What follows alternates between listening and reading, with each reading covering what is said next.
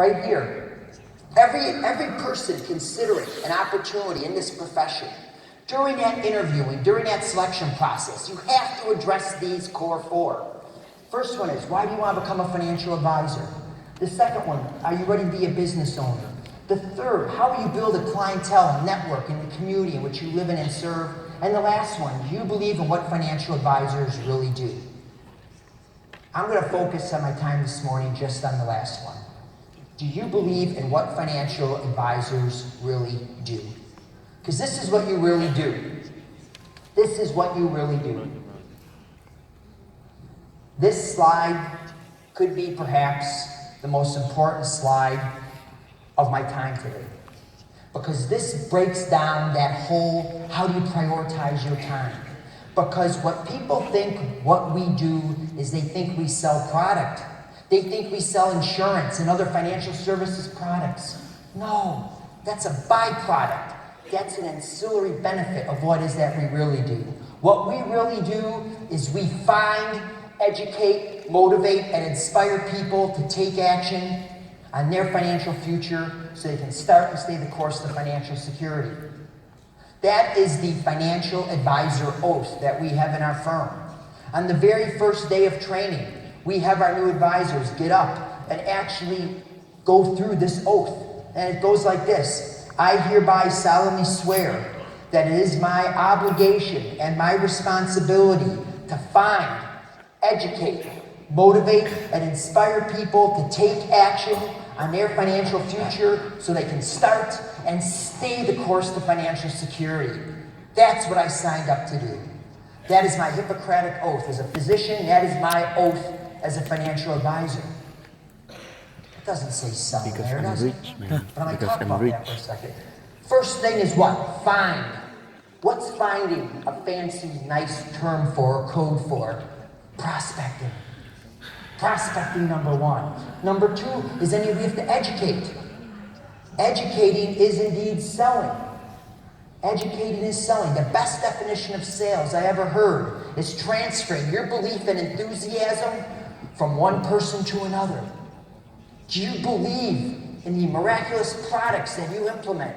Of course you do. Do you believe in this incredible calling of ours? Of course you do. Transfer that into that other person. That's when the sale is made. Next is motivate. We motivate. What's motivation for? Simply creating a sense of urgency. Creating a sense of urgency. Because people have the best intentions. We talked about it earlier. People have beautiful intentions. The biggest gap in the world is the gap between intentions and implementation. That's the biggest gap in the world. And that's our job, is to close that gap, create a sense of urgency. And by the way, implementation never happens without intervention. Implementation never happens without intervention in our world. See, we have to be intervention specialists. That's what we teach our advisors. Your job is to intervene. Your job is to comfortably, in a non-threatening manner, gently plant the seeds with someone to get them to start thinking about two really big questions. And those really two big questions are, what is this world one day going to look like without me in it? What is this world going to look like one day without me in it? Because that day will come. And number two, is there the likelihood that I may outlive my money? That I may outlive my financial resources? Those are two really, really, really big questions that we got to help our clients through. But they won't address those questions unless we intervene and talk with them about it. And why is that? Because of this. There's two huge obstacles in the way. The way our mind works, there's two huge obstacles. And the first obstacle is denial. See, you're talking to that client, and that client's sitting there, they're nodding their head. They believe and understand everything you're saying. Yes, I should have more life insurance. Yes, I should do this. Yes, I should do that. And then they're thinking, I should, but those things about dying prematurely, those things about becoming disabled, they do happen, but guess what? They happen to other people. Doesn't happen to me. Denial gets in the way. It's not that they disagree with you, it's the way we're hardwired. Okay? And then this other big obstacle we got up here is procrastination. Again, they're agreeing with you. Yes, I should be saving more money. I should be putting more funds away for my child's education. I'll do it. I'm going to do it. I'm going to do it when? No. Next year. It amazes me how next year is the perfect time for everything. Next year I'm going to start this. Next year I'm going to start that. We procrastinate. It's just the way we're made. So if we understand these two obstacles, and no, the person's going to be in denial, they're going to want to procrastinate, all of a sudden it gives us a chance to arm ourselves with the proper mindset to really be able to make a difference and create that sense of urgency to motivate them. Make sense? Yes. And then here's over here, because you know what? What's our real competition? Sure, there's a lot of stuff going on in fintech right now and everything going on in that world that some people might see as a threat. I see it as really a companion in a lot of ways. But our real competition is this. It's death. It's disability. It's old age. It's illness. That's our real competition. And what's our job? What's our responsibility? Our obligation? We have to get to our clients before our competition does. It doesn't do us any good if the competition gets to our clients and if we haven't intervened. Because they don't have the right products, the right plan put in place to help them. Make sense? I'm going to skip on over into something else that we do. And something else that we do is we provide wisdom. We provide wisdom. And help explain what wisdom is, I use a simple story. And it's a simple story of the elderly woman who has a squeaky wood floor in her house, just like this wood floor right here.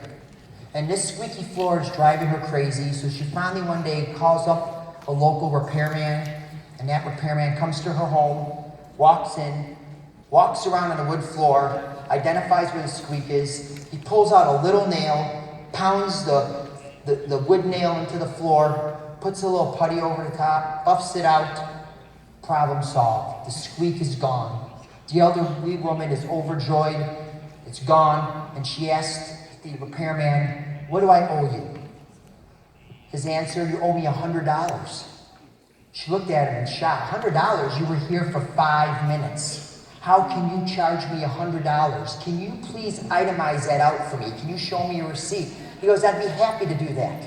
Here's what he put down. The cost of the nail, $1. Knowing where to put the nail, $99. See, that's wisdom. And that's what we bring to every relationship that we encounter with. That's what we have to teach our advisors. It's not about selling a product. It's about the wisdom you provide. It's about the motivation, the inspiration, the encouragement. That's what it is. Because what you really bring is you bring leadership. And this is, you heard the definition of leadership earlier, which I love that. I love that definition of leadership. Taking someone to a place they could have not gone on their own. I also love this one. And this definition of leadership is, if I accept you for who you are, I will make you worse. However, if I treat you as though what you're capable of becoming, I will help you become that. I'm going to say that again. If I accept you right now for who you are, I will make you worse. I'm not doing you any good. But if I treat you as though what you're capable of becoming, if I'm able to treat you and guide you and direct you to what your potential is, I help you become that. Thanks, Mom. That's what moms do. Think about that. Isn't that what we do for our clients? Can we accept them right then and there? Right then and there, can we accept them for who they are? I hope not, because how many of them are insured properly? Probably not. How many of them are saved enough? Probably not. But if we treat them in terms of what they're capable of becoming, we can help them have financial security.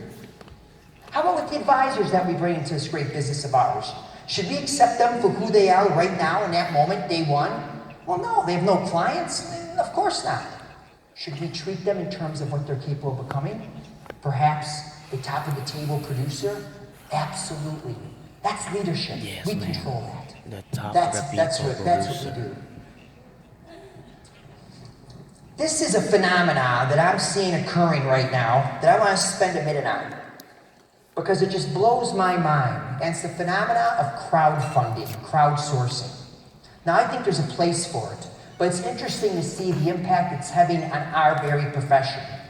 This is a site in America called You Carry, Compassionate Crowdfunding. And I want to read this to you. Get help with funeral and memorial costs through a free fundraiser. Honor the legacy of a loved one and offset funeral expenses by creating a unique crowdfunding campaign. Now look down here. The last thing you should worry about while grieving is the cost of a funeral or memorial. I agree. But it shouldn't resort to this to get funds to pay for that, but more importantly, to make sure that that family, that business, that all those obligations, responsibilities continue on. In that moment where that client is in an incredible amount of pain and grief, we have the opportunity to at least have them focus on the most important things. Not about passing a hat. Not about hoping someone clicks and throws $20 in there. That's what's going on. This is what we do. It's out there. There's a void. Our obligation and responsibility is to fill that void. We signed up for it, didn't we? That we took the oath. So this is serious money. This is serious money. This online funding, this includes some other charitable causes, but this is big dollars that's occurring out there. And the easiest way is to raise money, spreading the word. So this is an actual testimonial from the website. And I picked this one because it happened in my hometown of the Twin Cities. And I want to read this to you. This is an actual testimonial off this website. Aaron Permott, a 35-year-old graphic designer from Minneapolis, was diagnosed with brain cancer in 2011 after suffering a seizure at work. He and his wife Nora married the same year. Treatment for the form of cancer included chemotherapy, 2 surgeries, one only a month before his son was born. Sadly, Aaron passed away in November of 2014. The campaign raised more than $130,000. In life, and this is his surviving spouse, his surviving wife's comments. In life, we go through some difficult experiences. Our You Caring page was a wonderful way to keep all of our family and friends informed about what is happening and also give people a way to help. And I'm glad that site was there. And I'm glad that woman was able to receive those funds to help raise her son, etc. But I rewrote this. I rewrote this on what could have happened. On what could have happened if we did our job, our responsibility, our obligation. So let's read, I think, the better version of this. The first part is exactly the same. But let's read if one of us and or one of our advisors would have intervened with Nora and her family and helped them and actually got them to start and stay the course to financial security. How would this have read differently? It would have read like this. However, because of Aaron's incredible sense of responsibility and the guidance and expertise of our financial advisor, we were prepared for the uncertainties that life throws our way sometimes. Because of the good work we had done with our financial advisor, financially, Aaron Jr., AJ, and I will be absolutely fine. The funds raised through your generosity and you caring will all be donated to the American Cancer Society to help find a way to cure this dreadful disease so others will benefit from Aaron's legacy. The $130,000 donation to this cause is our way of remembering and honoring the loving husband, father, and son and brother, as he is no longer with us, but it's always in us. How would you like to have read? Huh? Isn't it? That's what we do. That's what we do. Another big question we have to think about. Where am I best prioritizing my time? Where am I using this time? Prioritizing my time. There's an exercise that was in a book that my mentor and business partner, Phil Richards, in his book, The Sky's Not the Limit. In the very first chapter, he encourages everybody to write down right here, write down the 21 functions that are vital to a successful performance of your job. Rank them in order of your preference, of what you love to do, as to what John mentioned as our strengths. Your strengths, what you love to do, what you're best at. And at the very bottom should be your weaknesses, what you're not very good at. And you know what? You got to focus on those strengths. Write those down, and you have to delegate the rest and focus on the top 3 or 4 things. And if a financial advisor is to go through this exercise, they're going to have a lot of stuff on there, but you know what they need in that top 4? Find, educate, motivate, inspire.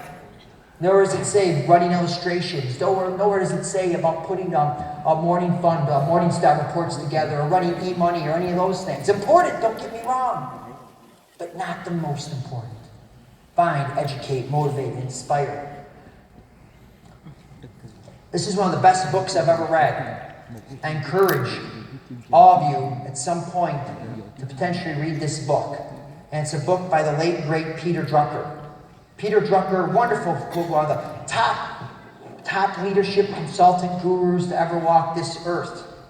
And when Jim Collins, the author of Good to Great, Great by Choice, he was interviewing Peter Drucker because Peter Drucker was his mentor. In this interview, he asked Peter Drucker, Peter, by the way, at the time is 86 years old when this interview is occurring.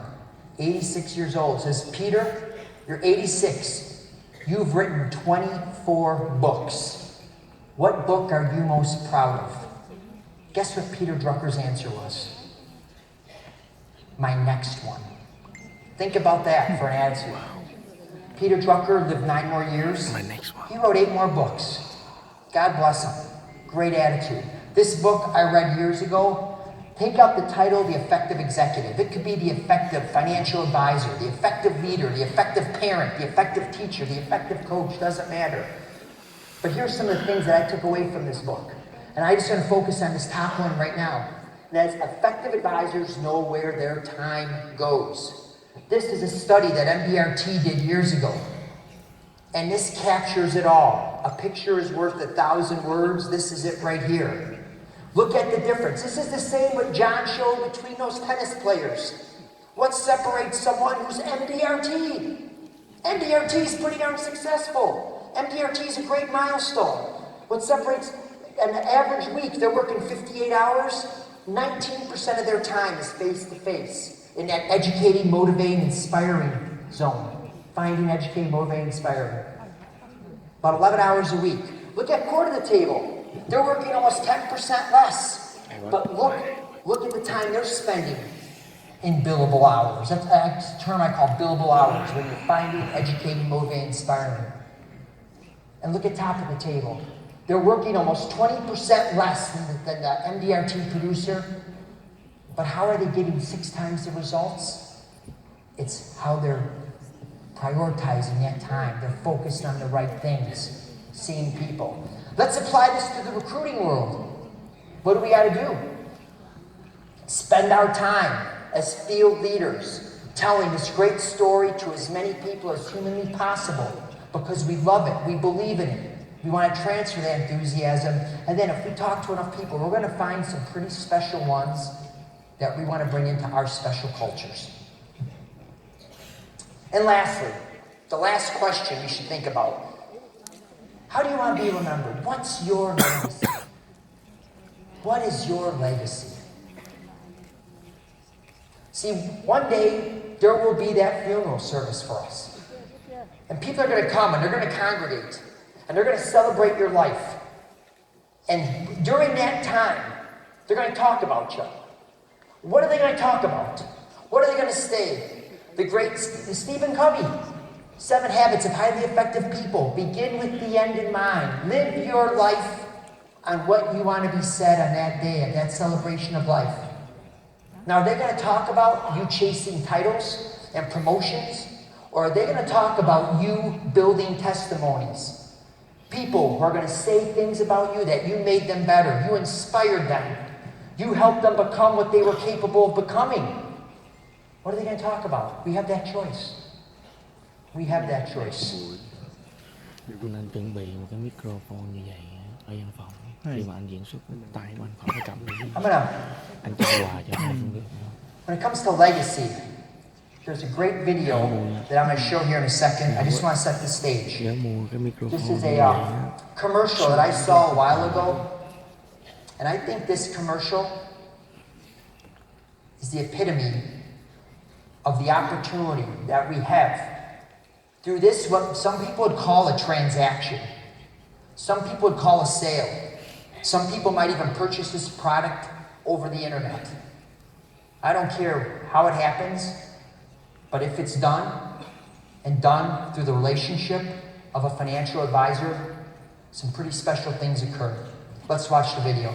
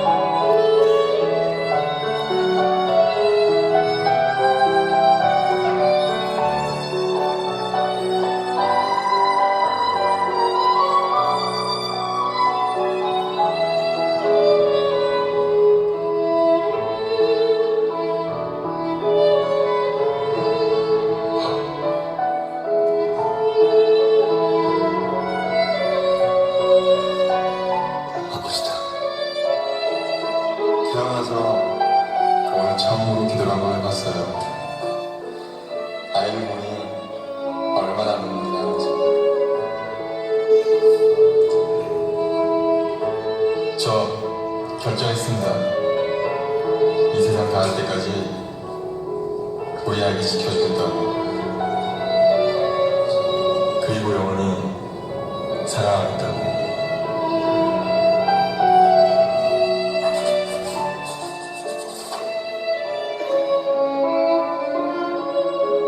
아이를 위해 기도해주세요.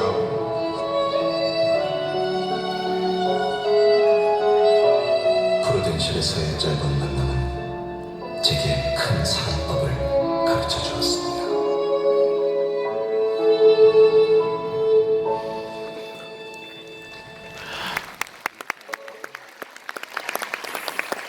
So you had a son who learned from his father what real love is. It's being selfless.